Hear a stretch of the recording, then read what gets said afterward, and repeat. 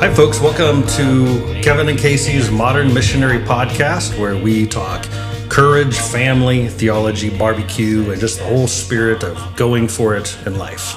Today's episode is Dun, dun, dun. Is my neighborhood. This is about the neighborhoods that we have been a part of, discovering how to neighbor theory, neighbor philosophy. Basically, it's the development of how we've decided to go about interacting and being a good neighbor. This has got a lot of great stories, so stay tuned for the whole thing. There are guns and crime and police involved. Parties, lots of stepping out of our own comfort zone. Right, and This is my neighborhood comes from a movie line. This is my neighborhood, where who's the character in The Burbs?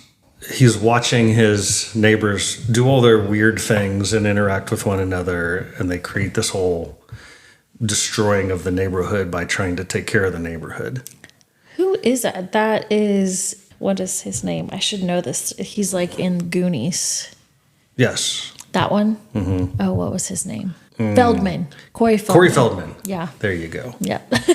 And so he invites all his friends over for, are we going to watch a big movie? Are we going to have a big party? What are we going to do? And they just sets out the chairs to watch the cul-de-sac. And he says, we're just going to watch.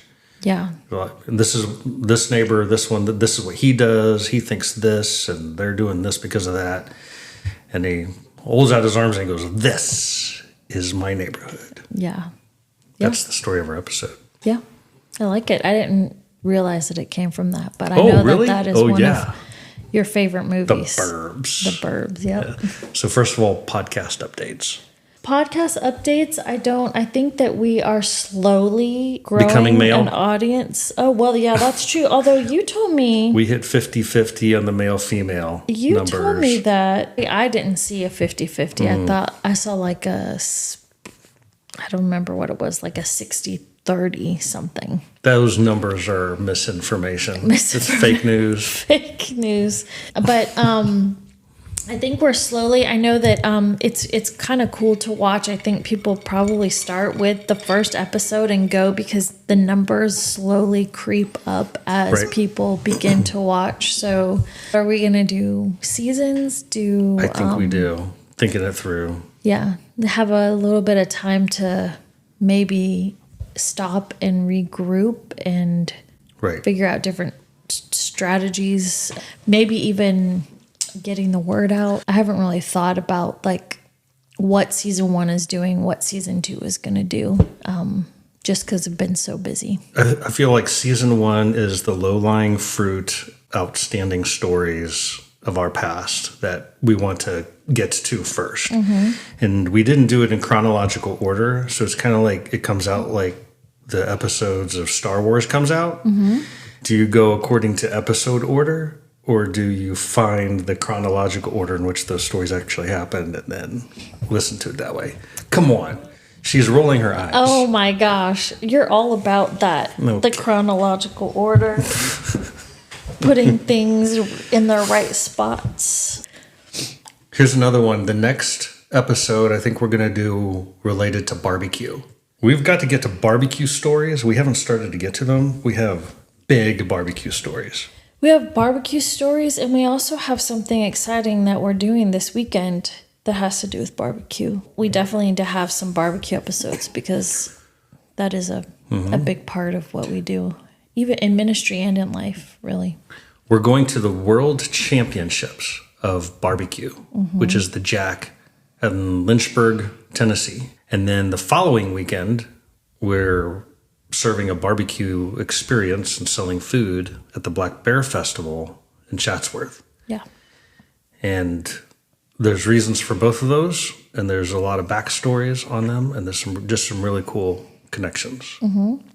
But to tie it in with what we're doing now, it's really kind of our first big community. We have sold barbecue in the Ingalls parking lot, but this is going to be like a community-wide in this area event in this area, so we get to kind of do that and be a part of that. So that'll be fun. Meet our neighbors. We have Let's Just Go stickers. Are they here? I think they arrived today in a box. Oh, exciting. But we know what they look like. Mm-hmm. Neighborhood experiences. Are we going to get to that now? Yeah. Okay. I gave the teaser. There are the involvement. Oh, you wrote it. Right. You wrote it up there. Of crime, guns, cops, trials. That's true, trials. Block parties. You forgot witches and warlocks. Witches and warlocks.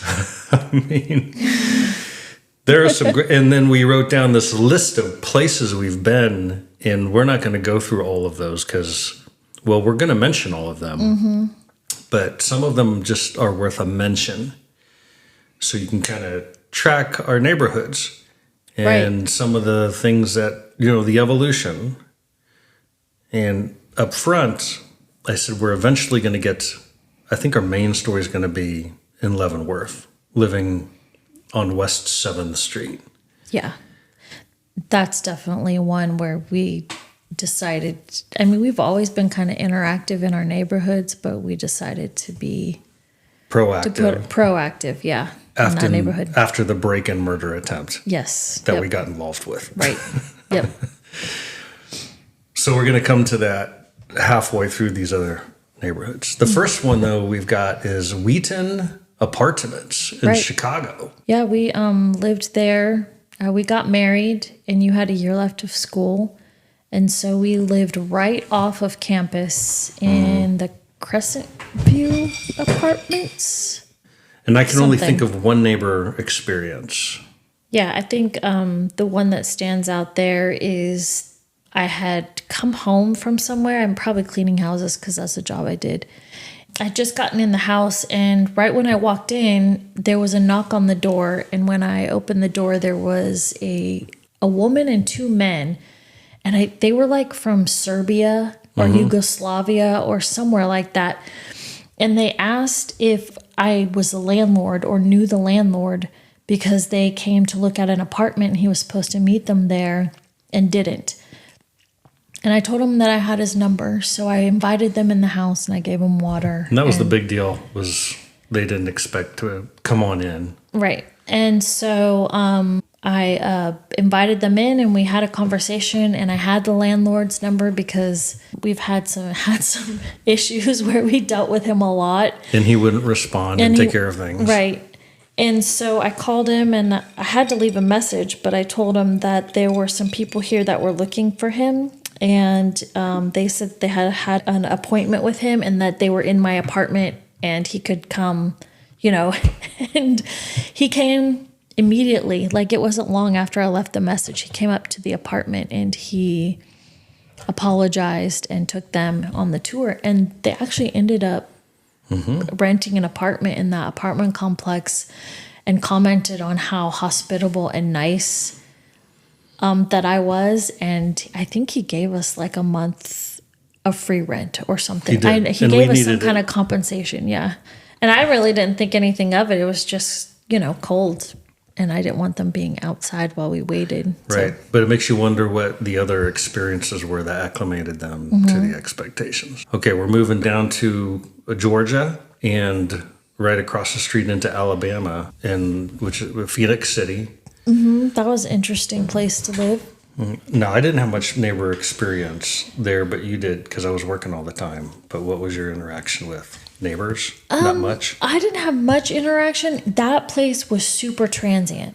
Like, there were people moving in and out every time. And I joked with you that our only real neighbors were the cockroaches. They lived in our cabinets. Oh, also, our stuff got stolen there. That only neighbors had access to. Right. So I guess we were robbed by our neighbors. By our neighbors. That was my only memory of neighbors. Yeah. In Phoenix City. We were busy there. I was not in that apartment very much because of work, and you were so busy. It was just kind of a place to lay our heads. Next neighborhood was the Round Rock Apartments, which we covered in a previous episode. And again, there's not much to say about neighbors there because it was a very keep to yourself, parceled off living arrangement. Yeah. There was some interaction, though. We had a lot of dancers. Do you mean strippers? Yes. Yeah. And that played in because if one of them ever talked to any of the males in the apartments, Yeah, that was weird. The wives came out, and it was pretty dramatic. Yeah. But I mean, I always thought that was really strange. But there were a couple confrontations about that, I remember. But they were really nice. Well, I remember that there was a difference when a lot of them were surprised that, you could talk to each other. And and one you time, could talk to them. And I could talk to them. Without me getting mad. Right. And one time we were out near the driveway, and it was a coming home situation. I remember that one of the ladies was talking, and you came out, and I just remember her just bracing. I think the thing was after that, like I walked up not really knowing you and her were having a conversation. I came up, I said, "Hi, how you doing?" I think that I actually talked with her for a minute, and I remember talking to you about something, or the dinner was going to be ready in a couple minutes or whatever, and then I left. And which was more surprising. Yeah, which was more surprising. And then I think it was you came in and you were like, did you see how she thought you were going to treat her, and then how she just relaxed and then saw that there was not a big deal? And I didn't know that at the time. I think because of that, those ladies were intrigued by you. From Round Rock Apartments, we went into the Round Rock Burbs. There's a whole story on that, but neighborhood experience there. So I do have to say that, we've talked about our Round Rock experience and such a strong church family that we had there. And it did start because we moved from the 1-bedroom apartment into a 2-bedroom apartment because we had David. Moving from where we were to a different apartment building, that was a change. But it started to make me think about having more interaction with neighbors. And I think I tried to be more friendly, but it wasn't until we moved to the suburbs in Texas that I realized that it was like a whole different thing. And also, I mean, I was used to being in military neighborhoods where people were out all the time and you knew people's kids. And so I was kind of excited about having this different experience than the apartment experience. But when we got there, it was kind of shocking with how little everybody interaction. was safely not needing to interact. Yeah. And it was very much to themselves. Right. And there wasn't, it looked like everybody had friends, but they weren't their neighbors. Right. They were from somewhere else. Yeah. And the same thing for us as we imported them. Right. Yeah. Our selected friends we imported. I think to where we were.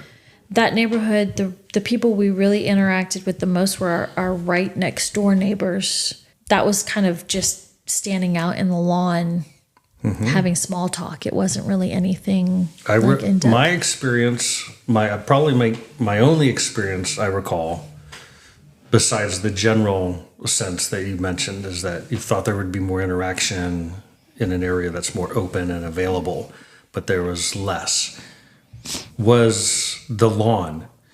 That was where the pressure was on to keep up your lawn. Yeah. And you got certain kinds of comments, or there was just a whole language of influence without talking real words or real conversations, using words, but not real. There was a whole language. That's interesting. There was a language of pressure and force to have you conduct the part of where you live as it touched the part where they lived. Right. And so there was these clean lines. There's these clean lines between houses. And that was also the way the lawns had to be. And I think I went into it figuring this was about cutting the grass on a regular basis, but it wasn't just that. There was a weed whacking an edging. You had to have the nice edges. It had to be at a certain sort of a 45-degree angle into the dirt as it came up against. It was weird. Mm-hmm. And I don't remember how I learned that, but I learned it and tried to keep up with it. That was my only feeling of neighborhood. It's feeling like you were participating in the neighborhood experience by keeping up with the lawn. Right. Yeah. Well, but also feeling the language about keeping up the lawn. That was the dealio there. Yeah, and we had more lawn than anyone because we were on a corner. So we didn't have just a front yard and a backyard. We had the side part too that the sidewalk lined up along. So yeah, I'm glad we had a big privacy fence in our backyard so people couldn't see into it because that's where we put everything. Such a mess. Yes. As we were running a house painting business and pulling up trucks with ladders on it and stuff in it sometimes, I don't think you could have stuff in your vehicle on the driveway. Yeah, I think that's right. There were all sorts of, and that there wasn't a homeowners association. It was something more powerful than that. Yeah. So that was my memory of Round Rock Burbs and yours of the general sense of it. But then we moved into the Dallas area, into Mesquite, which is it's not a suburb. It's part of Dallas. It's not fancy. We were, at least where we were, a tiny, small house. So what we were in the 40s. There were all these tract home neighborhoods that were designed around in the suburbs of Dallas. And so we lived in one of those tract home neighborhoods, which they were small, like 2-bedroom homes. The reason I know this is because of our neighbor. There was an older lady who lived next door to us. We think her name was Helen. Is that what we discussed? I'll just call like the her hurricane. Helen. But she lived there since the 40s, and she raised her kids in that home. Her husband had died, and she had been living there, for years by herself. And throughout our time living there, which was only a year and a half, I think by the end, her family actually came and moved her out because they were so concerned, because it was kind of a sketchy. It was no longer the suburbs. No. Dallas swallowed it, and it was part of the city. Yeah. It was the outskirts of the city. It was rough. It was rough. Yeah, and that's where I think we learned how to deal with rough neighbors. That's where Or we did to deal with them. Well, yeah, we did deal with them. We had to. I think about that's where the witches and the warlocks come in, because we had neighbors who were. Yeah, and they always wanted to come over. And dying of HIV. He was, yeah. Mm-hmm. They always wanted to come over and sit at the dining room table and talk to me about spiritual things, but it wasn't like normal conversation. It was like a consuming conversation that took up hours, and I had 3 little kids, and I was like, okay, you guys have to go home now. I'm done talking about this. And stunk. Oh, yeah. Well, they were on some weird diet. I remember that. He would always and tell other me. stuff. Yeah. It was strange, interesting.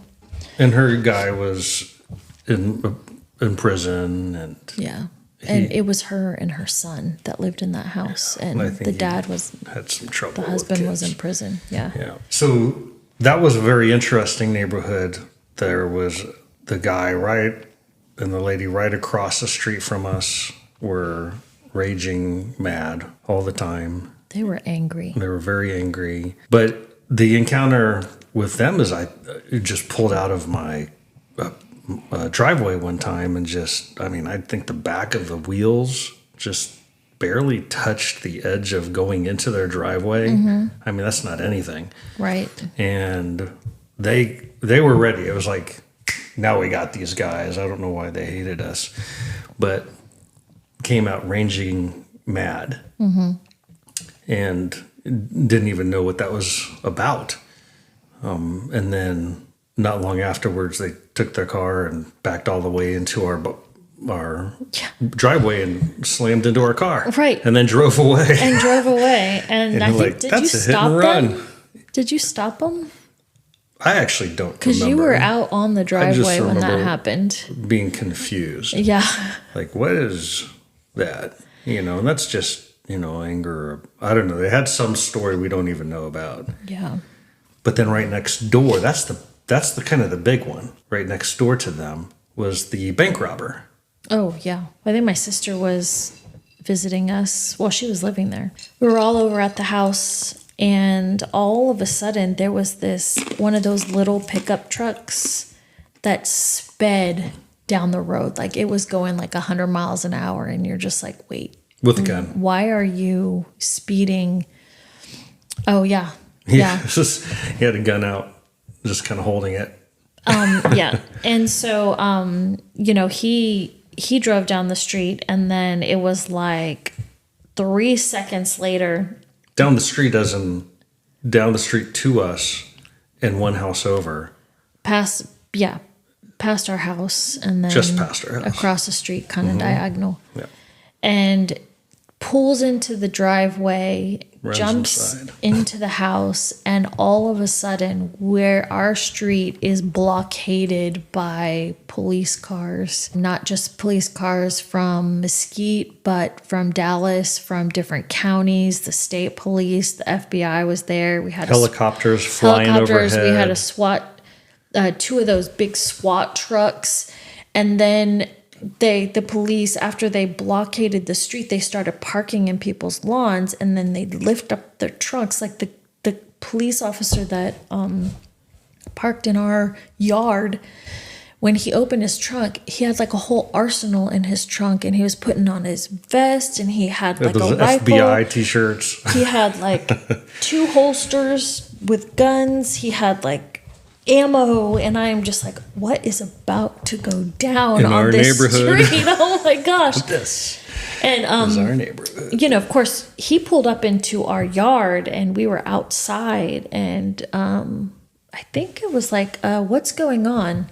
Because it was either me or Carrie asked him, and he's like, bank robbery, you need to get inside your house. And we were like, oh, okay. And then I think that's all we heard on the word on the street until after the incident. But we weren't inside for very long. I mean, it was interesting. Oh, yeah. And we came out. Yeah. And there was a standoff for several hours. Right. Well, I mean, we had little kids, and at first it was kind of fun, but you could tell, I mean, they were yelling. There was something going down with that house, and I didn't want to be outside with that happening. So. And there was an extra helicopter too, way above the police helicopter. It was a news one. Mm-hmm. And I guess they had a distance that they had to keep, or an altitude. But some of the details I remember, like you already said it, but they filled up that yard or the street with cop cars. Mm-hmm. It was completely filled. The whole, from one street to the other, and even some into the street beyond, you could see. Mm-hmm. There's like 100.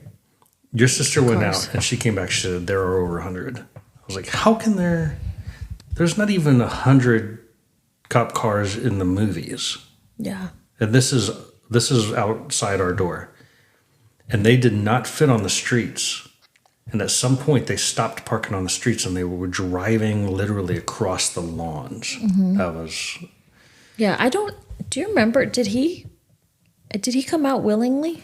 Yeah, they had these long tubes. Mm-hmm. And I think they shoved the tubes in, and then they put blow those, like, smoke the bombs or gas or something. And I think that they broke the glass. They shoved that stuff in, and before they did it, I think he came out. Okay. And after the incident, everyone left. I remember the FBI was what was left, because I remember watching them in their dark SUVs and their sunglasses and their FBI jackets, whatever it is they do. But I guess bank robberies are a federal. Yeah, and I think he crossed county lines too, and I think there were shots fired. So there was stuff that made everybody get involved somehow. Mm-hmm. And maybe everybody wanted to be a part of it too. Right. They're just like, ooh, something's going on. Let's. I was a part of that thing that was on the news. Go along with this, yeah. We took care of that. Yeah. Well, there was that other incident that happened on our street. Same street. That was more scary to me. But I was out walking with the boys right in front of our house. And we were walking, in the direction of one of the main streets. And there was a police car so it was our street, a main street, and then across that main street was the continuation of our street into another neighborhood, and there was like a church and stuff.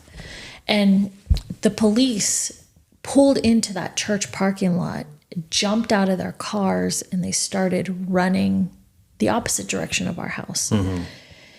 And I was like, oh, that's interesting. And so I kind of watched that a little bit. And it was far enough away where I wasn't super concerned, but I was like, they're looking for somebody.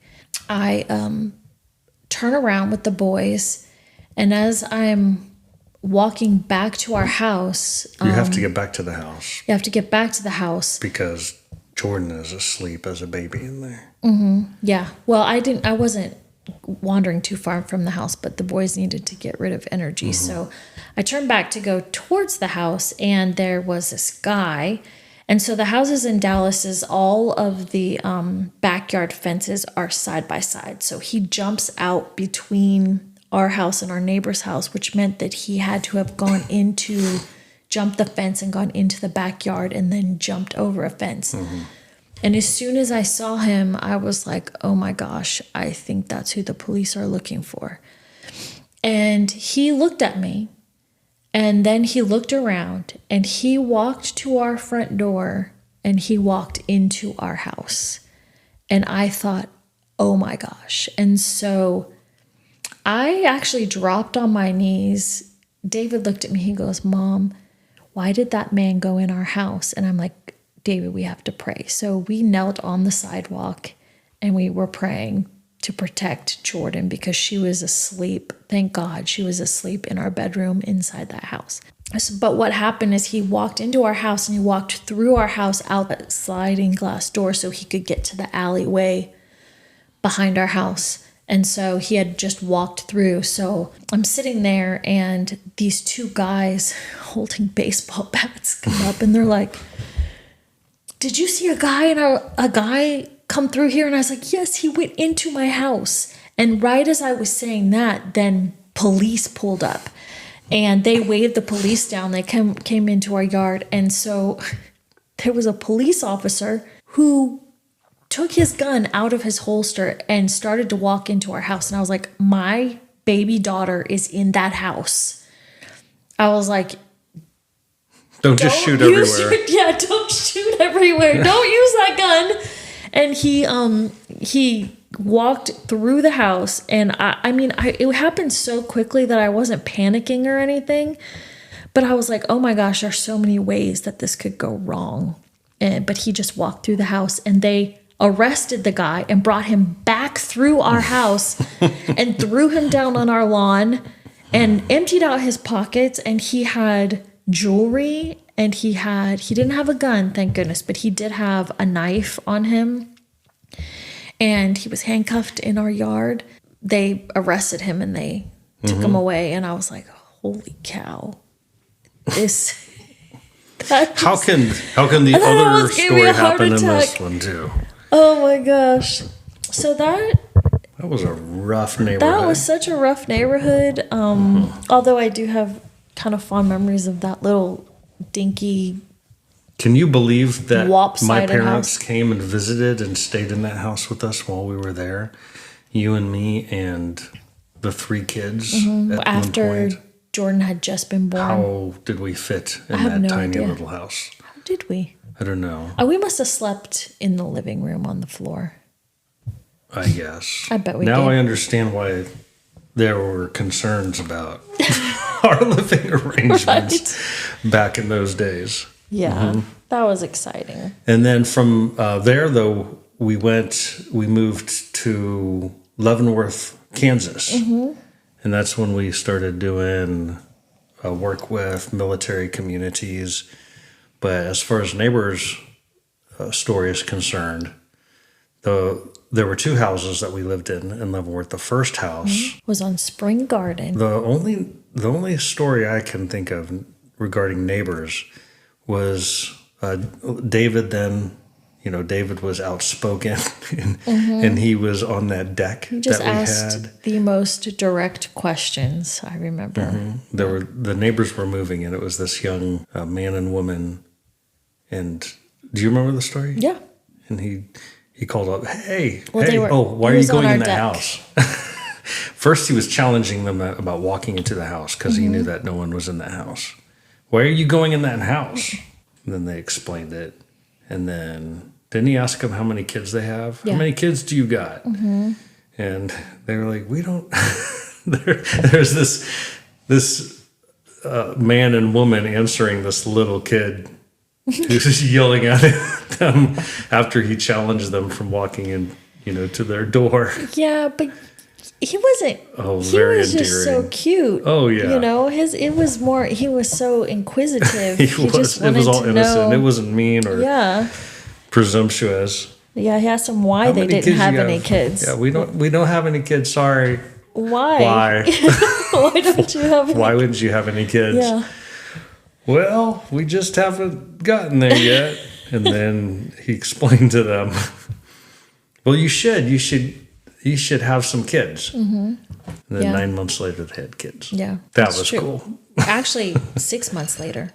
Was it short? They were already pregnant? No, because their baby was born 3 months early? Yeah, 3 months early. Oh my. Okay. Yeah, and I remember I made dinners for them a couple times. I don't even remember them. Yeah. Okay. Yeah. But so that was a civilian neighborhood, but there were a lot of military and retired. I gotta tell you, military people know how to neighbor. For the most part.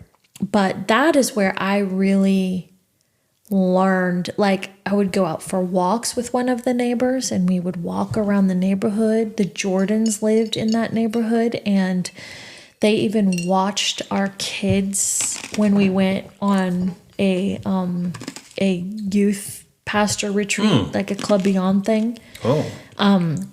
I don't Bug, remember that. who was their daughter, was our babysitter, and she lived right on our street, and she would come over and she would watch the kids. The Jordans lived there. Yeah. I just now remember that. I forgot about that. Yeah. That's true. And we had several other friends that lived in that neighborhood. And so when something would happen, they would check in on you. I remember when we first moved in, people who we didn't know, but your parents knew, checked in on us to make sure that we were okay. That was the first time I felt like I belonged to a neighborhood, really, for real. That engaged everybody. Yeah, and we lived in that house for a year, and that was a really good introduction to like being part of a neighborhood.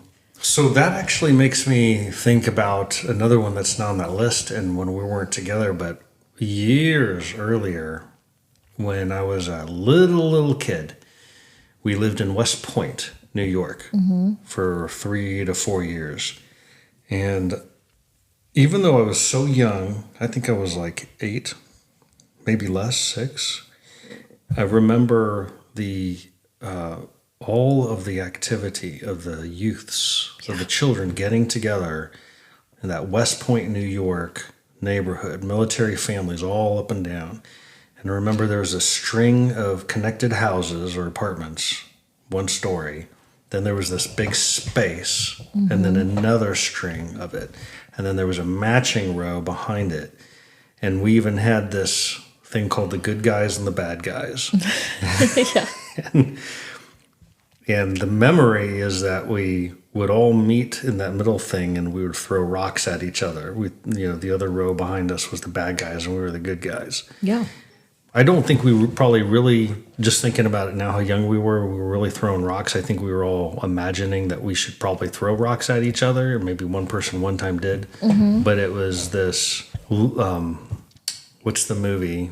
It was this Lord of the Flies. Lord of the Flies. there was room and an was opportunity afforded to us for us to create our own mini society, both the good side and the bad side. Yeah. But I remember the playing and the sharing of sleds when the snow came out in the winter. But that military family thing, that's my experience too as a little kid, being on military bases. Just you had your own gang that you went to the park with, rode bikes with, threw rocks at with, pushed out of trees, climbed up things that you shouldn't climb up, like the roofs of houses. And yeah, it was like your own little kid. So there's more to this Leavenworth first house experience neighbor-wise than I first thought. But originally, to me, the David calling out to the neighbor and engaging that was actually kind of a big one, because later on, to see the role that your kids have in engaging the neighborhood really strikes me. Yeah. And here he is yeah, calling out straight up questions that as an adult's neighbor, you would be more diplomatically minded to, say things. But the kids, they just open it up. They just, right. And they actually, just rip down the lines. That was kind of our family was just kind of young. David was probably like 4 when we lived in that house. But their growing ages actually did play a role, like you said, in the next house that we lived in Leavenworth, in helping connect the neighbors together. That's the big story today. And we're now there. Yeah. So we move into a big house, big, giant house. That was lots of space. Awesome house. The kitchen was so big. The kitchen, and it rolled into the dining room. That's where we planned our next mission many years later. It's where the whiteboard was. Our upstairs bedroom, the master, was extraordinarily huge. It was like how you need to buy new furniture to put stuff on the walls. And then it had a big walk-in closet, which at the end of the closet was a closet that you could go into. And at the end of that one, there was another. Right. It was weird. I've never seen anything like it. It was like 4 closets. Right. It was rooms. A lot of kind of wasted space. I feel like that house had 3 bedrooms upstairs, but it could have been a 5-bedroom house upstairs. Yeah. But do you remember we used to say, it's in our bedroom closet, it's in the back closet, it's in the back closet, it's in the back closet. Crazy description of what it was. Wasn't the back closet a homeschooling setup at one point, or was it the back closet? Yeah, crazy. Anyhow, we're talking about neighbor experiences. So as far as the layout of the neighborhood, it was really weird. Like the house we lived in, there was that one, and then there were 2 other ones that were a little bit smaller, but they were really nice homes. They were new. Well, they were newer. New, right. They had a lot of space in them. They were, they were nicer homes, and they were newer homes. But on either side of that, it was kind of an older neighborhood. So there were some older houses on either side of that row of 3 houses, and then there was like a little gully, and then there was an apartment complex. There was a blank lot right across from us, and then there were these little tiny, they were very tiny houses, 1-room houses, like with shacks almost. Miss Betty lived in one. What was the other? Cyril and his wife.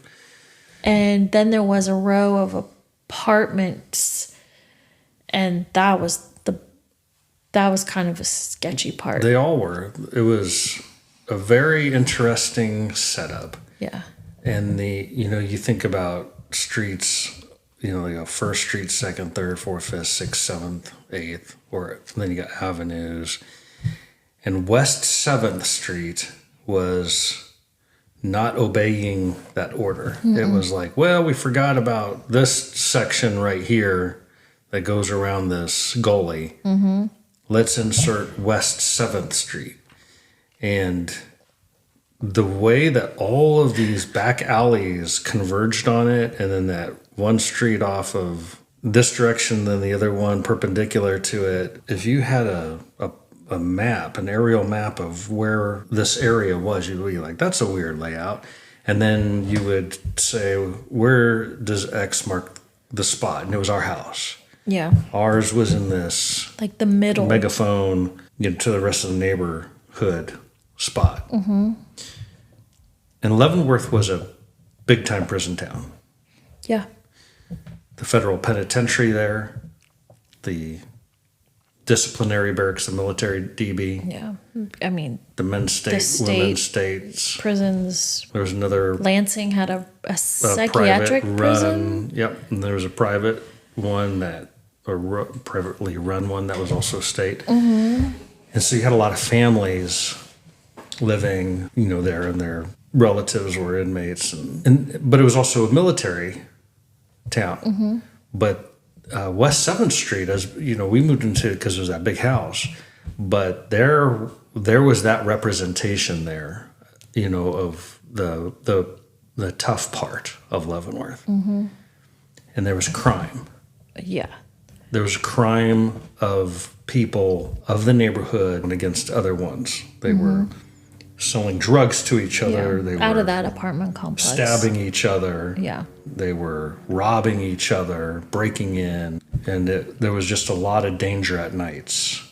Night especially. I never really felt in danger during the day. The daylight stopped it. Yeah. But nighttime, mostly. Especially because the apartment complex and then the tiny row of houses were right across the street, there would always be cars that did that small circle. They'd drive around and around and around, and then they'd stop, and you'd see somebody walk up to the window or somebody get out, and you're like, that doesn't look like that's something good there. And then, but yeah, at nighttime we weren't out very much. So. And our kids, we started having kids there. Yeah. And they created an outdoor scene with bikes, and there was a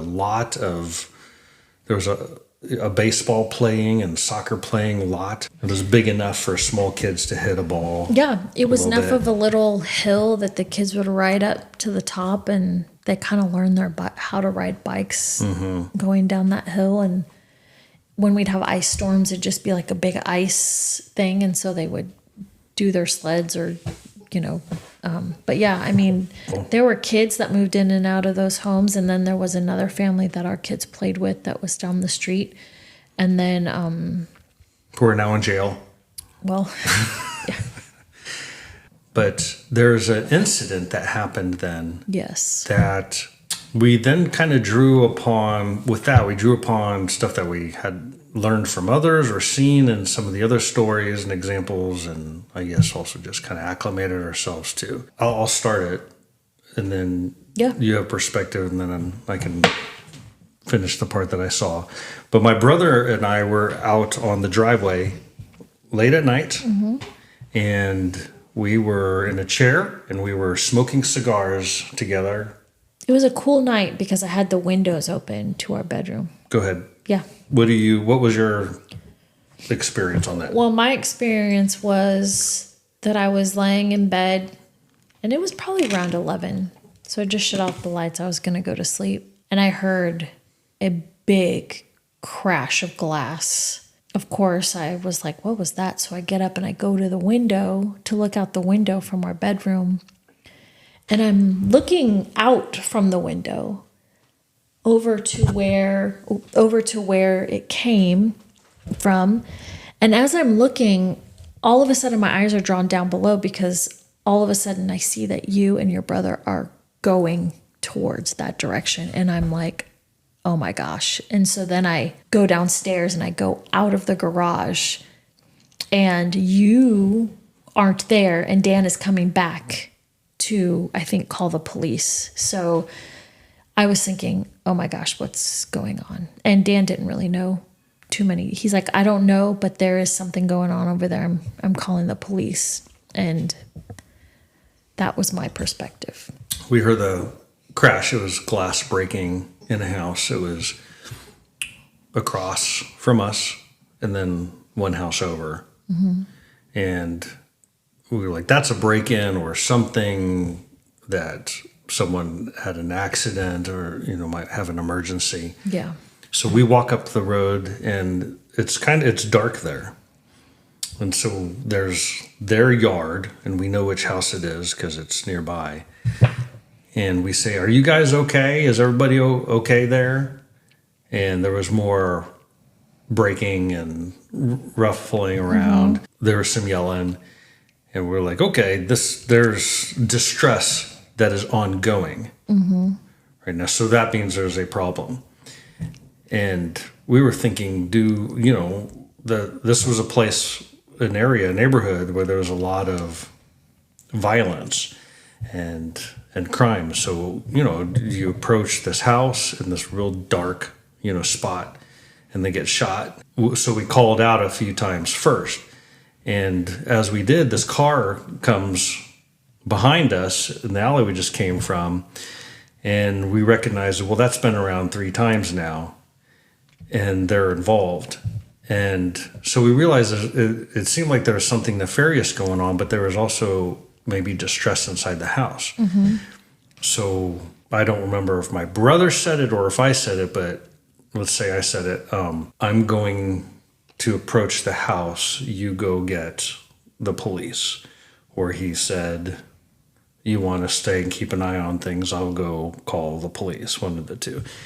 And either way, so I approach the house and I kind of walk up towards it and my brother's gone, car circles around again. And so I come up right up to it and I go, I am your neighbor. Is everything okay? Do you need me to come in? And there was still ruffling around, but I don't know. I recall like this whispering sort of a environment, someone's outside. Right. And then I just announced, I'm your neighbor and I'm coming in. So I just open up I go up their step, open up the screen door and I walk in. And when I walk in, there are 2 guys that are significantly bigger than me. And they have masks on. They're completely, like a winter mask. I walked in to that place. And in there was Cyril and his wife. They're an older couple. And, you could tell they got some serious, issues. One time Cyril took his truck and he crashed it into this very deep gully that was right there. And he was completely drunk, wasted, intoxicated, yeah. And I got him out, and so they've got a rough life. So, didn't know all the stuff, but there's these 2 guys, and they've got these big, like machete knives, and these masks on, and they're holding them. It's just like a movie scene, and it was weird, and I was like, we're all going to die. And they looked at me, all 4 of them, Cyril, his wife, those 2 guys, they looked at me and I looked at them and it just, nobody took charge. Initially. And I didn't know what to do. Really? But I decided no one's taking charge. I'm going to take charge. And I felt like I should say something with authority, and I just said, you will stay right there. We're arranging something. My brother, is going to be in here in a second. Nobody go anywhere and nobody do anything. There was... And I don't remember exactly. It was just. But what happened was, all I knew. I just had this instinct in me that I was supposed to say something in an authoritative manner, and it would amount to everyone will freeze. And then I remember that it was like everyone was under a spell. Everyone did what I just said. Everyone listened to you. I'm like, you guys, you have the authority with the knives. You guys have the weapons. And whatever your plan. Oh my gosh. It was, and everyone just stayed there. It was, and I've replayed it over in my mind. I was like, what were the exact words I said? And I can't remember exactly, but what I said was close to it. But I just remember it was say something authoritative, tell everyone to just stop. I'm in charge. Something else is happening. You'll see in a second. And everyone obeyed it. I have this just You're mental laughing. picture because I imagine It you was so walking weird. in. Like they're not expecting anybody to be They're in. like, why and all did you of just a walk into sudden, this house? This white guy appears and they're like, What does who that have are to you? do with anything? Yeah, who are you? Okay. What are you? It was a weird, I don't know why everyone was under a spell, but it was like everyone was. And it was like this time froze. So meanwhile, my brother goes, does he use your phone? Yeah, he uses a phone. No, we had a landline, Kevin. We didn't have, it was right at cell phone time. Okay. So we had a landline. No. Yeah. The cell phone had existed before then. We had a... Well, it did, but we didn't use our cell phones. That's true. It's not like you carry it in your pocket. Right. It was kind of like this big ugly The rectangle. flip phones, or they had the slide bar, the slide thing, where So you he wouldn't could use a type it. landline. Yeah. Okay. And he called the police. And I mean, I remember he got back into place, right? I think it was he was going to, Dan's not going to shy away from anything. He came, took care of that business, and then he came back. And I think he was like, I'm going to make sure that the guy that's circling around. That's what I was saying. I think he was concerned about that car that kept driving. So I think he kind of dominated that environment for them. I think he walked over to the space that car had been in, so that if it came around again, it would be like occupied. Which I don't know if that was smart or not, but still.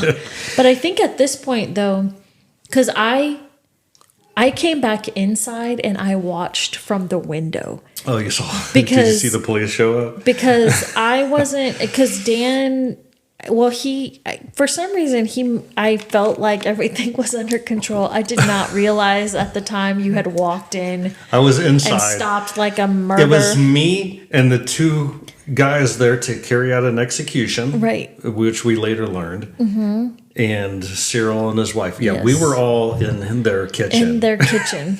Yes. And I was like, I'm going to watch this from upstairs in the room. And, then the police. So were you actually, so then I remember the police showed up and they showed up like. Oh, they went straight in. They stormed in. I remember them breaking, like they're like yelling, we're coming in, blah, blah, blah. Right. But they're like I'm already in. Yeah, they're like verbally, saying what they're going to do. And they break down the door, I think, because I heard a big, like, I don't bam. remember. I just remember they came rushing in. So this makes me realize I don't know what they did outside to prep, but It wasn't very long. They were there yeah, fast. They stopped the cars and they got in there. And we should probably interview my brother, his perspective, because he was probably in that spot as they arrived and then decided immediately to run in. But I'm in the kitchen, boom, they're in. And then the two guys, the break-in guys, they flee to the back room. And I'm just like, and my work is done here. So I left. Yeah. I was like, okay, these are the guys. What I can't believe is the cops just let you walk out back over to your house. Well, I mean, these guys were wearing masks and they had big giant butcher knives. You could tell who shouldn't have been there. Yeah, that's true. Right. That's true. But I think you went. Well, maybe you didn't. I was thinking that maybe you went back over there, but maybe because they eventually questioned you, right, about the incident, or was it not until trial? No, they questioned me then. They took a statement, and then there were two trials. But But I left when they came in, and those guys fled to the back room. And then all you could hear was yelling. And I think one of the guys tried to escape through the window because there was more breaking of glass and hitting of something. And then they went away in an ambulance. Or there was an ambulance that showed up. And had to have been a reason for that. Well, maybe there did. Maybe that's just SOP. Cyril and his wife, too, needed attention. I don't know. They were okay. Were they okay? Yeah, they were okay. And that was that. It was crazy. And then we learned that they were there for two purposes. They were gonna there was a drug related dispute.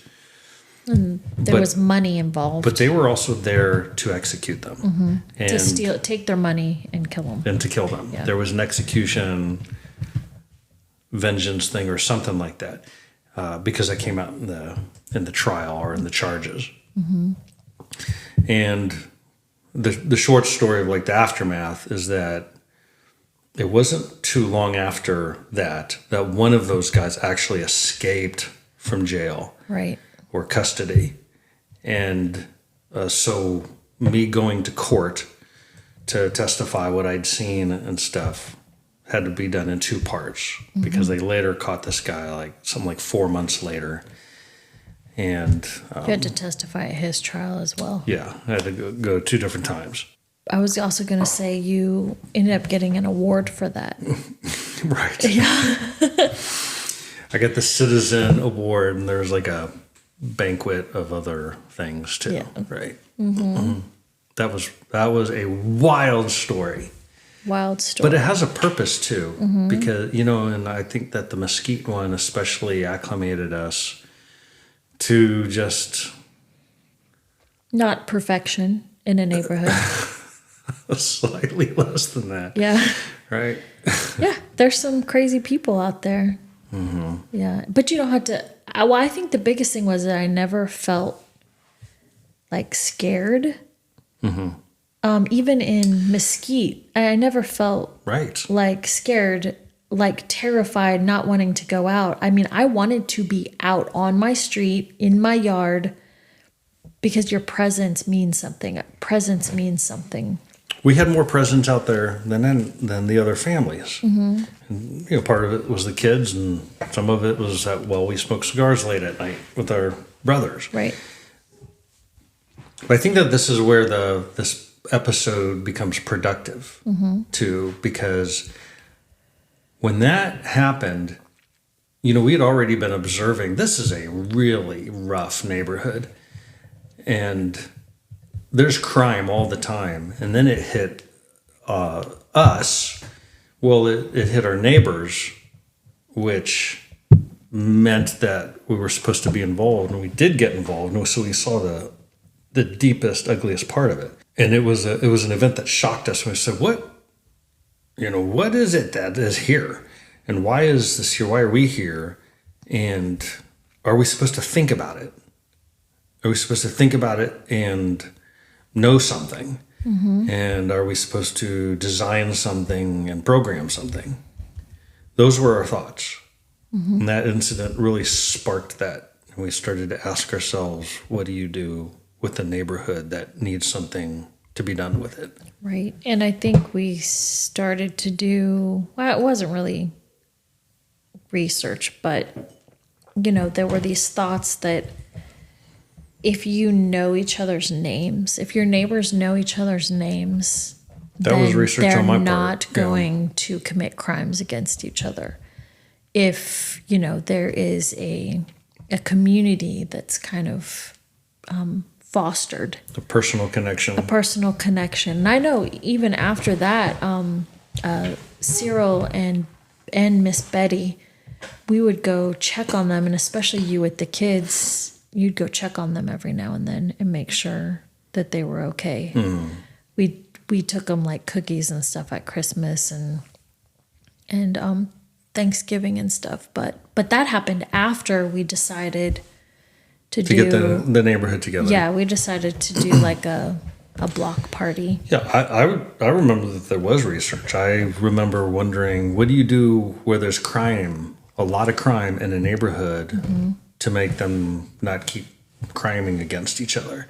And what you said was an important thing, and we talked a lot about it, was, do you know a person's name? A person's name is closer to their person. Yeah. And do you look them in the eyes and be able to know their name and have a personal connection? And then do you commit a crime against that? And because a lot of the crime was at nighttime, which is not, it's the veil of darkness, and it's like road rage. There's a car between you and, the person with the car who's driving it. And so there's all these impersonal things that allow you to do stuff that you otherwise wouldn't do if you were just face to face. And so I remember looking at that stuff and saying, there are people who've lived here all their lives in this neighborhood, and they're committing crimes against each other. There's crimes within this apartment complex and between these houses, and do they know each other's names?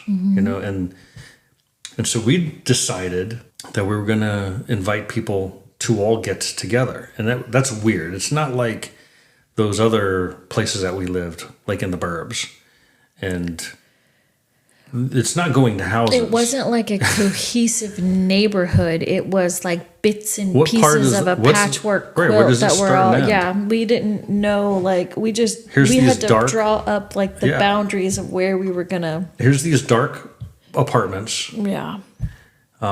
People of a different ethnicity than us in a place where that ethnicity matters. Not every place it matters, but in this place it did. And so you go into these dark apartments. It was not just ethnicity. It was like socioeconomic background. Wealth disparity. Yes, there was there were these like military people, nice house right across the street was like a whole different world, which just was right across the street. Well, and to the sides and behind us. I mean, it was just really 3 houses that were not like that. Yeah, and we occupied one. And we decided to go to everybody. Like we kind of drew up like what streets we were going to go, and then we weren't going to not invite people. We invited every single person in that area to come. Everybody was invited, and it was. I mean, we had to give them something to imagine. We're going to cook some hamburgers and hot dogs. I think it was hamburgers and hot dogs. Right. And we're going to do it. It's not going to be in a house. It's in our yard, on our driveway. Right. Here where the kids can play in this little tiny lot. And we get it. You don't know. And that was a discovery, too, in talking with people. People were very shocked to have us knock at the door and to talk and invite them. But it was, why don't we just learn each other's names for a few minutes, get a free burger, and do something, find out maybe who might be able to help you if you're in a tough bind, and just see if we can bring down. And everybody knew about what had happened with Cyril and the break-in and the stuff, because it was a little more dramatic than the other crime that was always going on. So we invited everybody. Yeah. And that was a strange. It wasn't just the get together. It was the go to the door. Because the get together is everybody a chance to do it, but this is just us. But what I remember is even just even though there were people, quite a few that didn't come, the going to the door, and you took kids with you to go to the doors of people's, apartments or homes or whatever. It changed the way that neighborhood felt. That in itself did something. Yes, that and just going door to door, looking in people's eyes and this is another story, but this is another story. I just got to mention it for a plug for later, we need to put it on the list of future episodes. There was a time where we had a weird, extraordinary connection with the base of military high school students coming in, and the numbers were just uncontrollable. It was like we hit some sort of a thing and some sort of a number that makes it go viral. And I've only seen that one time, and that was later on, years later. But I remember it seemed like an uncontrollable, irresponsible situation to even be in charge of. And we hearkened back to this experience in Leavenworth with the neighborhood. And we were like, what are the things that we did to create an order? Yeah. For it. And we took some of this lessons, experiences, and applied it to that ministry programming. Just the control, the crowd control aspect of it. And we ended up having a party at our house. And the cool thing is that we didn't really plan it, but we were all sitting around eating, and Cyril stood up. He's like, I have to say something. Do you remember that? Right. He spoke up very loud. Before anybody left, he wanted to be like, I have an announcement. Everybody, please listen to me. I have an announcement. Right. Good. Yep. And he just was really emotional in his thanking of you and Dan intervening in that situation. Saving their life. Yeah. And he was really, really grateful for that. And he was crying. And I think it was kind of taken back because he was kind of a stranger. But, an incident like that endears you to somebody. And you could see that it had a lot of value. And not only that incident, but what we were doing right then had a lot of value to him. It did. I remember that, but I also remember people coming up and they were like, I've lived here my whole life. I was born here. Yeah. And I've never known the name of any of these people. Yeah. But I also, and I'm just thinking of this right now, that they were real people. And they, as much as you thought that the whole area was under this threat to stay away from each other, they all seemed to have guts and to have courage. They just were told that they had to live in a box. And there was a debutante, of folks just learning each other's names. And we had a bunch of people. And it was fun. And it was weird. It was awkward, so strange. But it was comfortably awkward. It was like, we know it's going to be awkward. It was that kind. And I feel like people knew the purpose of that. Yes, and it was to know people's names. And we actually made a point to introduce people to each other. And that was really important. The important thing was that we knew each other's names, and we and it was low key. Could look each other in the eye. Yeah. It was, there had to have been the right amount of direction. Is like, you got to have a place to be. There's got to be some food. Someone's got to provide it. There was some sort of, there's got to be some in chargeness in order to make it have its pieces. But it had to afford and accommodate everyone's own sovereign freedom to make it what it needed to be.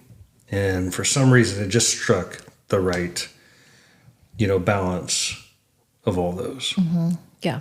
And then the neighborhood was never the same. It definitely changed it. And also, Cyril loved you. Well, now he's living. Yeah, and people's lives didn't. I don't remember people's lives changing. I don't remember that. No. But the neighborhood changed. Well, it was the feel of it. There were still drugs in the apartment complex and people making bad choices. There was a sting of hostility that was removed. Do you think that's right? There was like a sting of hostility that was removed. Well, it was like the unknown that your that your imagination plays on. It can turn into fear, or even it's just an unknown because you don't know who people are. I feel like that's a really good point. So if there was mischief that followed, it was more known, right? It was like it becomes. But now it is really your fault. Yeah, you don't. This is stuff you're going to do no matter what. Mm-hmm. But I think a lot of stuff happens because of the fear of, and of the unknown. And we can eliminate that through a program. We definitely stepped out of our comfort zone in doing it. Well, I felt like I did doing something like that. But, when someone almost gets murdered on your street, you kind of take it seriously. Mm-hmm. And you don't want to let the bad win. You want to let evil win. It's really, shining the light on something where it can't be in the darkness anymore. Not knowing each other's names, speaking each other's names, or having anything in between them and you eliminates all this unnecessary stuff. It's like the unknown in between is where judgment can happen. It's where assumption happens. It's where guessing happens. It's where labeling happens. It's where excuses happen. It's justification. Where bad things happen, where people are victimized. You don't know about it. I think that's the main story. Mm-hmm. But we move on to a new neighborhood in Makakilo, right, Hawaii. We moved to Hawaii. Mm-hmm. And we talked about that neighborhood a little bit. We did.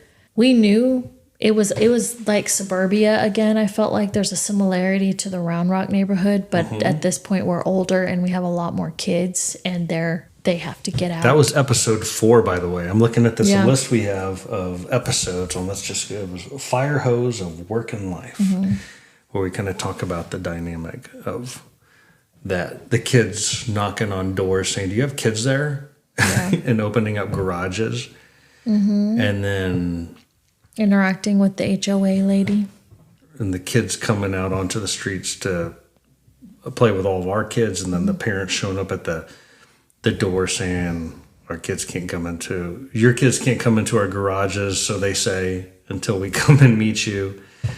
And just the transformation of that. Yeah. The neighborhood through those experiences. Mm-hmm. Yeah, but we only lived in that house in Makakilo for a year. And then on to Nakula Street in Waiwa. I love that house. I miss it. A lot of good things happened in that house. That was most of our life. Yeah. And our kids growing up. Not time-wise, but quantity-wise, it was most of our life. Yeah. Not Nakula Street.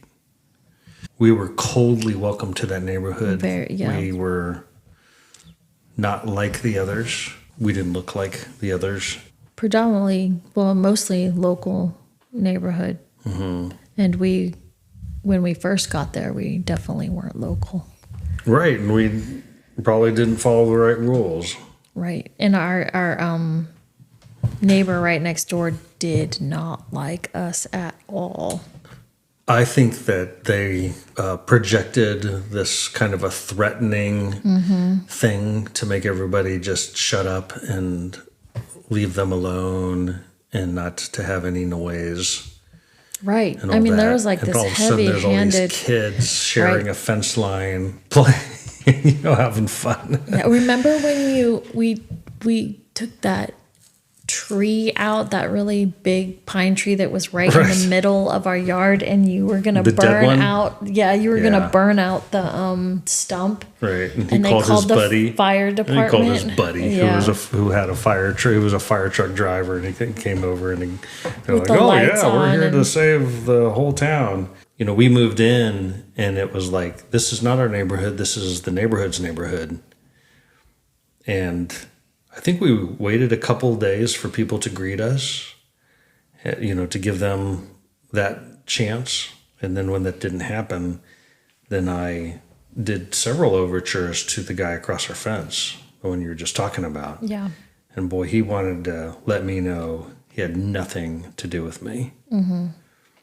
Like he was mean and angry and threatening. I think he would cuss out our kids, give us the death stare, give us stink eye. The stink eye. The guy right up the street would have his big truck, and this is a neighborhood where if kids are out, the street is a fair game. Right. There's not yards. There's not yards. So kids play in the street. Play ball in the Hawaii, street, ride your bikes yards. in the street.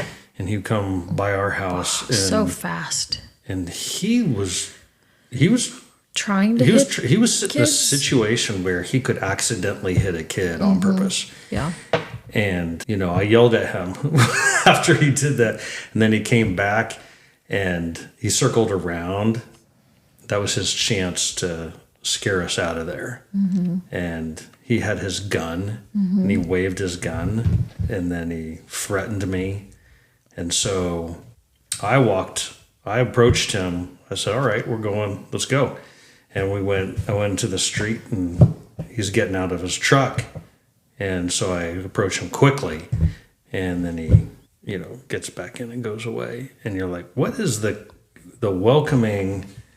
Yeah, I did not like that. I felt like the whole block was gonna. Yeah, I was like, is everybody against us because we have our neighbor and then we have that guy, and people would drive by our house and yell things out the window sometimes, but that happened for like the first 2 or 3 years we were there, and then I feel like we got to know. Everything changed. Oh, yeah, everything changed.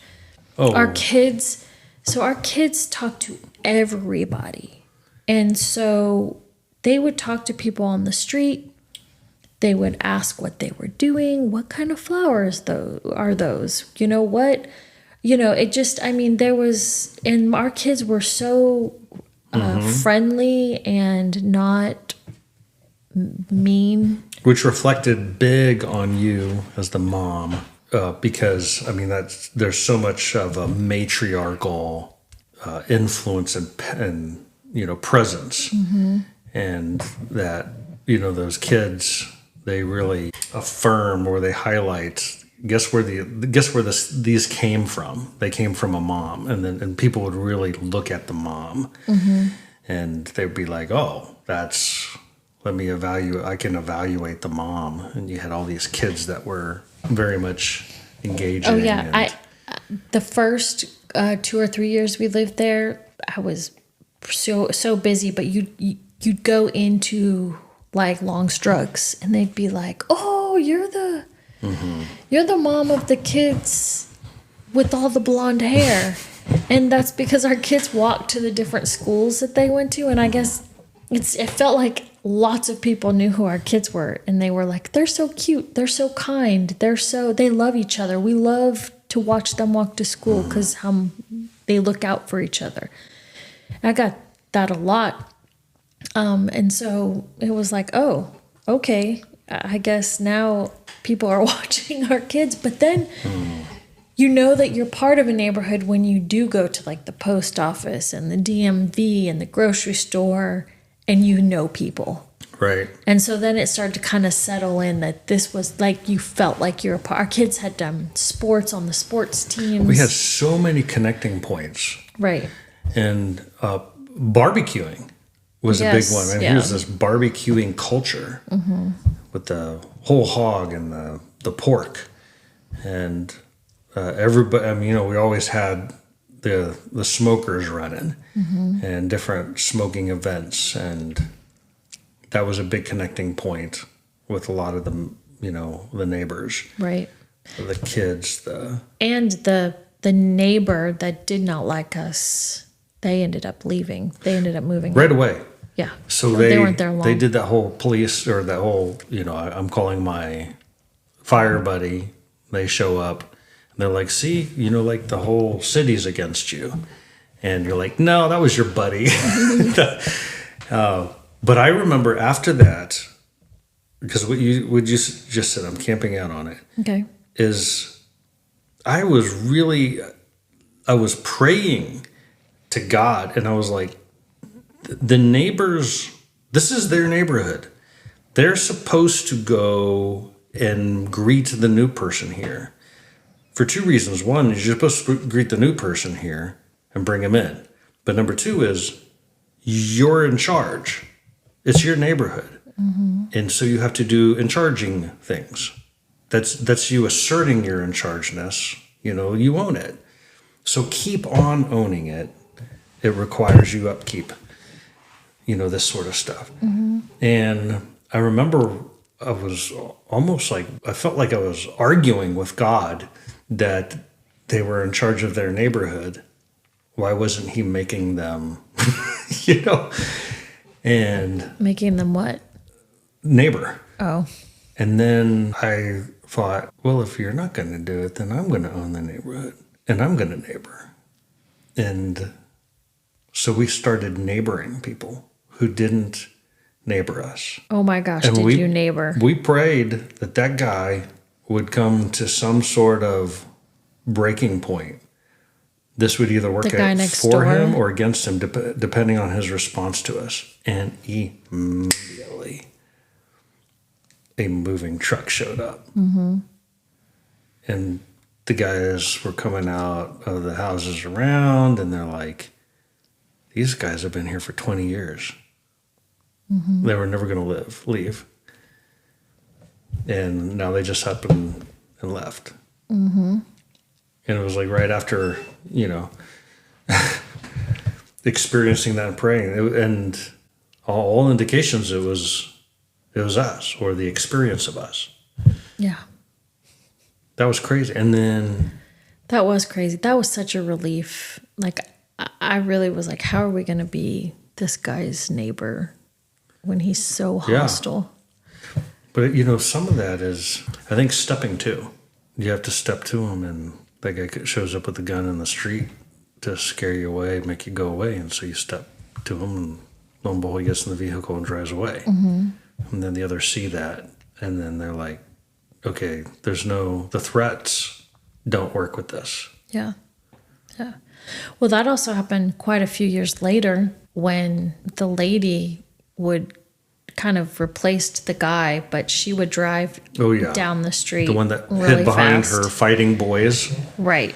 And I think you yelled at her or something when she was... One of the kids had to jump out of the way. Right. And you were like, slow down. In the street and not get killed. Yeah. And then... No, but then she circled around. She did it again.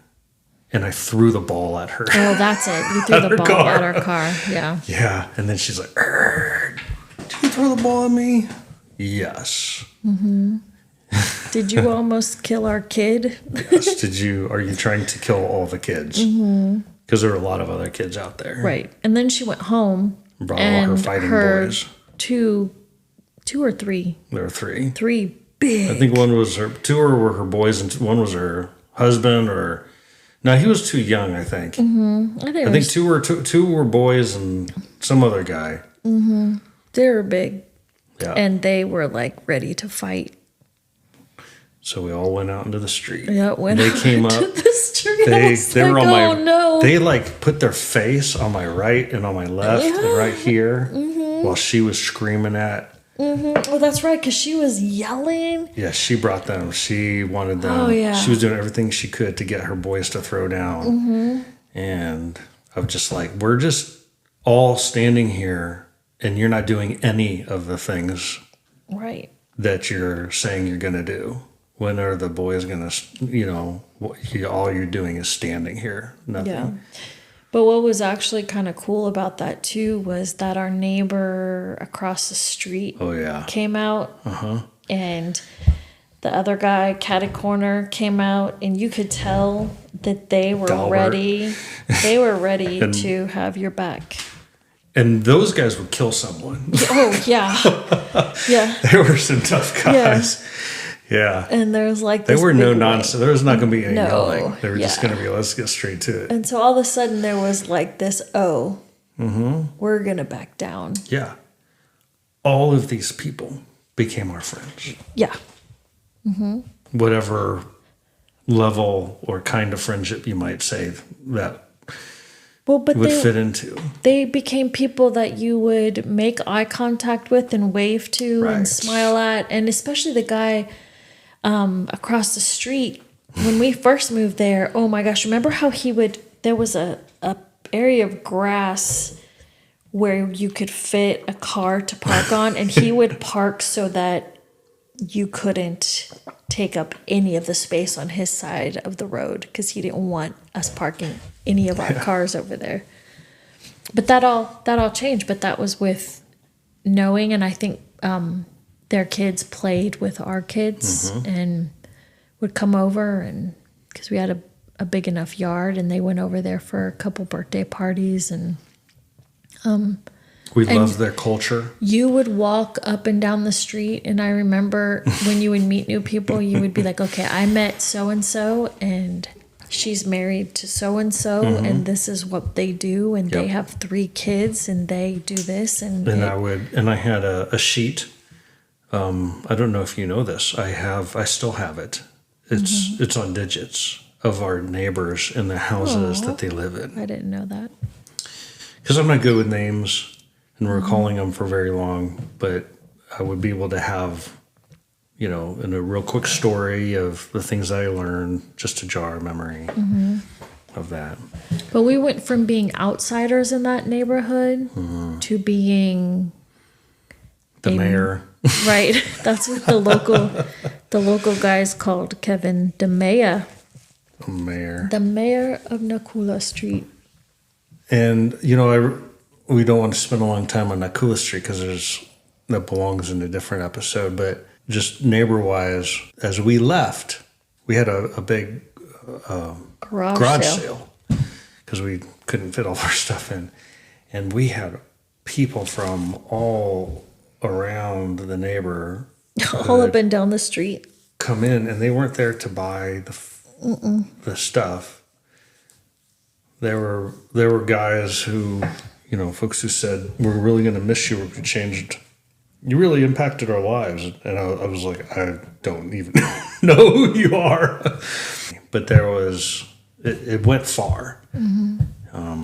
I think, too, I had many people say, we loved watching your family play together because we had that basketball net right in front, and we would play knockout. We always played sock wars in our small yard or some kind of, water balloon. But we were always playing. And I think that it impacted them to see how our family interacted with each other. And they noticed, they watched. The family was this massive thing. There's 2 other things connected to that. One is Jacob playing in piano. The megaphone house. The acoustics from our house, it was a 2-story. Part of it was all of it was 2-story because it was a house on stilts. And we didn't learn this until later, but you could hear every word spoken at a reasonable, tone like this. Yeah. From our dining room. All the way down the street. Yeah. And we had good things that we talked about in the house. Yeah. We sinned with our words, in that house. Yelling, laughing. And we later discovered singing. That we, for years, had been megaphoning every aspect, good and bad, down our street. All the way up and down the street.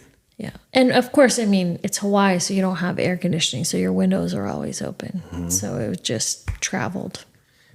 And Jacob would sit behind that piano. Well, a piano or the electric keyboard, because there were both. And he would play every morning before school. And there was this stream of kids walking to the high school, to the middle school, and to the elementary school past our window. And everyone, every morning, looked up and were looking for the figure playing. Yeah. It's like he played for all the kids that were walking to school in the morning. It was an unbelievable setup. It can't. And then when you had cancer and our kids would walk, the older ones would walk with each other to the smaller schools if they needed to, the smaller kids' schools. And there were all sorts of neighbors that they passed by, and they always saw all the blonde head kids walking by, and they would pray for them. We would learn. Mm-hmm. Yeah. That was their alarm clock to remember to pray for it as they saw these guys. Well, now we are in Northwest Georgia. Mm-hmm. We've moved here a few years ago. Yep. From Hawaii. Mm-hmm. This neighborhood has had its challenges. Not the neighborhood itself, but I think the transition, of moving from what we did in Hawaii here. Mm-hmm. It's kind of, there was like a time where I felt lost. As to our role in having neighbors or in this area, in this neighborhood, in like anything, it's like, what do we do here? Right. What is our purpose? Mm-hmm. How do we interact with our neighbors? Yeah. And we have some great neighbors. Yes. We have right next door, we have these folks. I'm not saying names, but they have been very hospitable as we've built another additional dwelling unit for our in-laws. Yes. And across the street. Mm-hmm. And then, one house this way and one house that way. But we have thought about the content of this episode and the role of neighbor and neighborhood a lot, especially lately. Mm-hmm. And we felt we need to pick it up a notch. Yeah. And so I feel like we're kind of just coasting in this neighborhood, trying to catch gear with what we're doing. And follow its MO. And life. Learn its MO and make sure we don't just bust it up. Right. And so I think there's a story about this neighborhood that we don't even know yet and hasn't even happened. So that's for a future time. But just to catch up real quick, recently we knocked on every single door on the street and we went up and down both sides, met everybody, got their names, contact information, and a lot said this hasn't been done before, and they're very welcome and open to knowing their neighbors, and mapped it out. We have a map where everyone lives, and we're just seeking what we're supposed to be doing with it.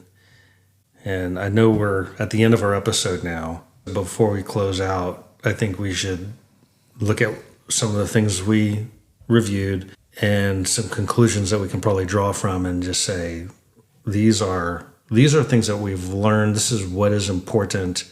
Well, I think that one of the reasons and purposes of telling the stories is that, this is our specific, catered specifically to us and to who Kevin and I are and our neighborhood history. But everybody has a neighborhood history. And I think it is a way to consider, what you do for your neighbors, who are your neighbors. Like you have to answer those questions. I mean, especially, we're supposed to look out for our neighbors. They're not supposed to be the ones that we overlook. I think that's one of the challenging things here is there are a lot of people who are related here, like their family members live in this town and it's aunts and uncles and cousins and grandmas. And so then when you come to your neighborhood, like your street, these people aren't necessarily related. So that's not necessarily where they spend all of their time. They spend it outside of the street or, in other places, in other locations, going to birthday parties, holidays and everything. And I feel like that's kind of a challenge is how do you connect, in that environment in a neighborhood? It's something different, I feel like, that we haven't had before, but you don't want to look over that. There's a reason and a purpose why you have been put where you are in your neighborhood and in your community. Yeah, and I think some of the things that we learned work are having an outdoor presence. That's key. Outdoor your house. Yeah, being outside is super important. whether it's walking or doing yard work or just noise, letting people play, noise. Yeah. And then also not being angry about other people's outdoor presence because they're doing it and don't hate it. And there's something about outdoor is the same thing as visible, visible presence. Yeah. There's something to be said about standing your ground. And I don't mean those stand your ground laws. That's not what I'm talking about. I mean, people use threat and fear and violence and the unknown to prevent some sort of an uncomfortable relational equality from moving forward.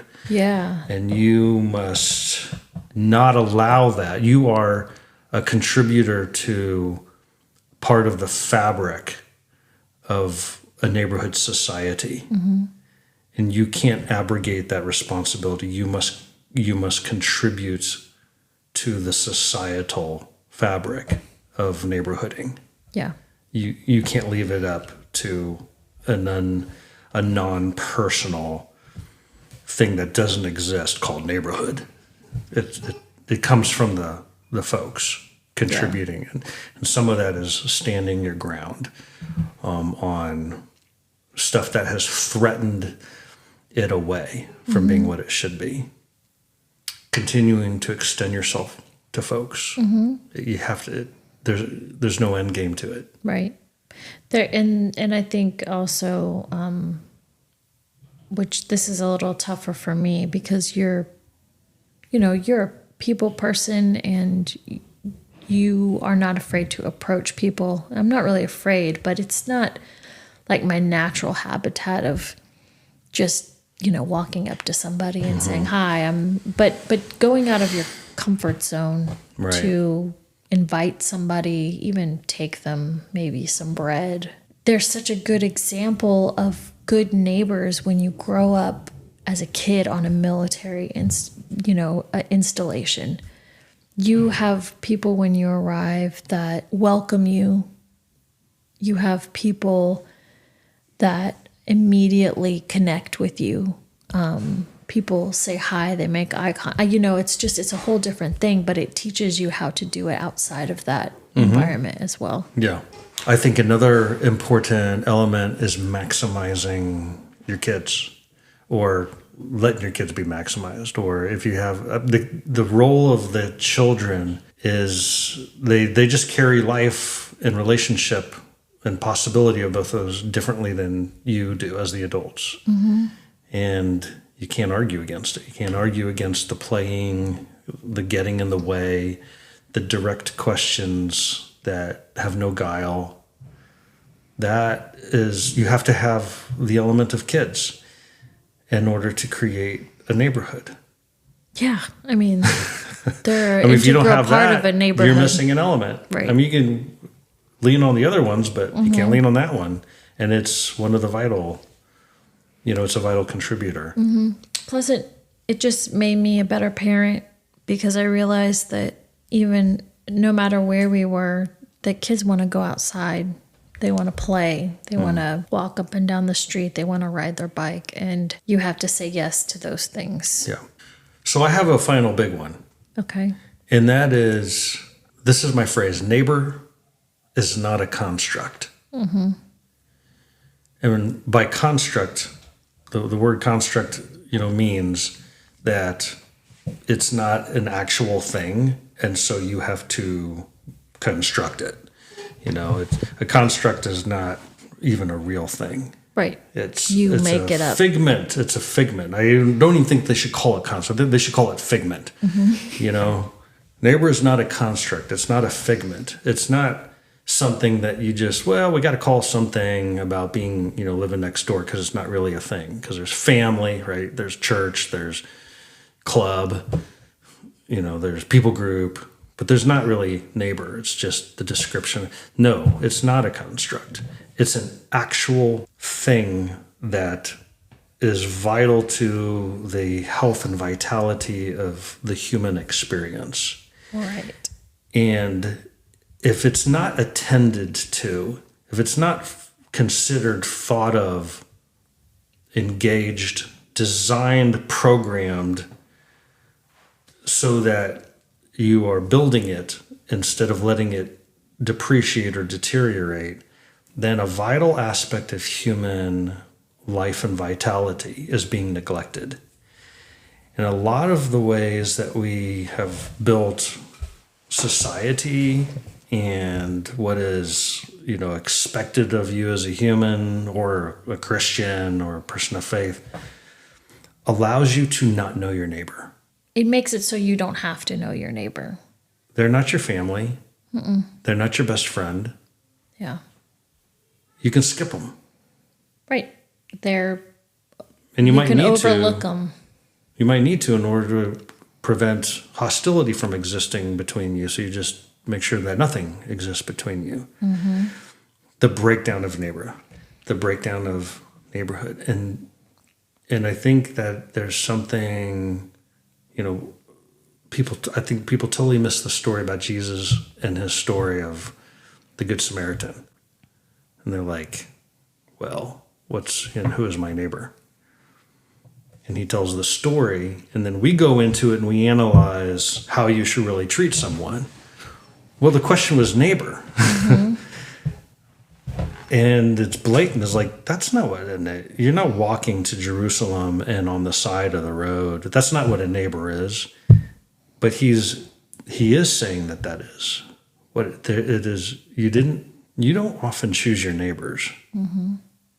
Because of your socioeconomic similarities, you might end up in the same spot. But, if you go door to door and you're going to find out that you were presuming wrong. These are people that you come across when they need it, when something happens. And we're not prepared for that because we're not neighboring and knowing our neighbor. It's not it's something you got to pay attention to. And a lot of society is built around skipping your neighbor to get to the selections that you prefer. Yeah. Well, not only that, I think one of the major breakdowns of any relationship or any relational aspect of people, community aspect of people, the way that people view like their local, state, national government, anything like that is because of a breakdown of trust. You have a negative feeling of things because you don't trust that, whatever it is got your best interests at heart. And I think that that's how you start building trust is through being a good neighbor, being somebody that someone can depend on, and, you'll be there if they need something. Mm-hmm.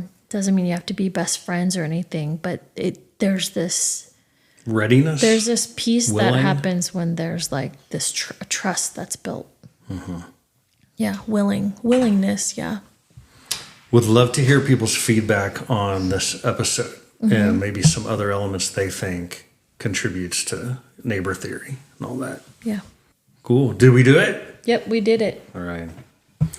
Catch you guys next time we talk about barbecue or something. Peace out. Bye.